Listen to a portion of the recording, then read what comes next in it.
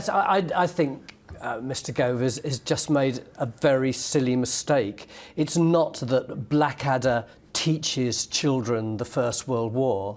When imaginative teachers bring it in, it's simply another teaching tool. They'll probably take them over to Flanders to have a look at the sites out there. They'll have them marching around the playground. They'll read the poems of Wilfred Owen to them.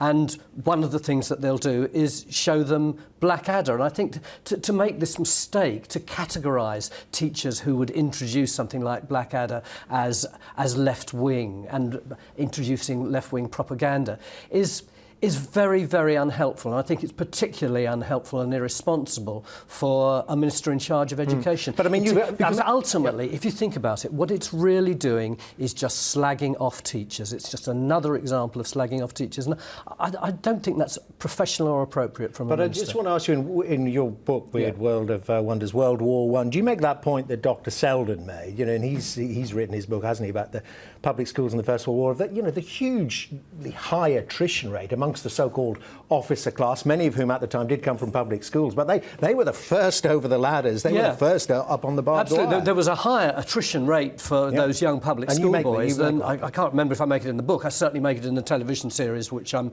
making out in Australia at the moment about the First World War. You've also got to remember, of course, that it's not just about public schools versus other schools.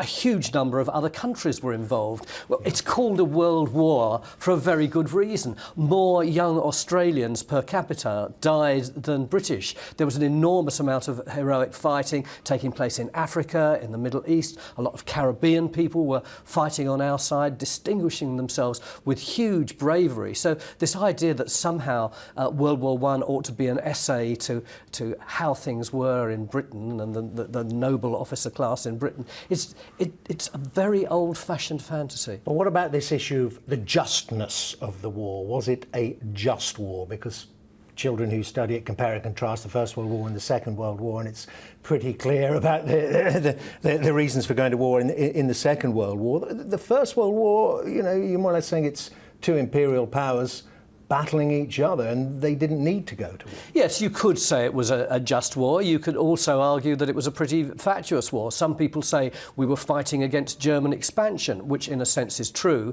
but actually we were the most expansive nation in the world. If you looked at the empire at the time, it was more that the Germans were jealous of our empire and jealous of the French Empire. The fact is there was a huge amount of ignorance among the senior officers, our senior officers in the war. They didn't understand the kind of war they were fighting.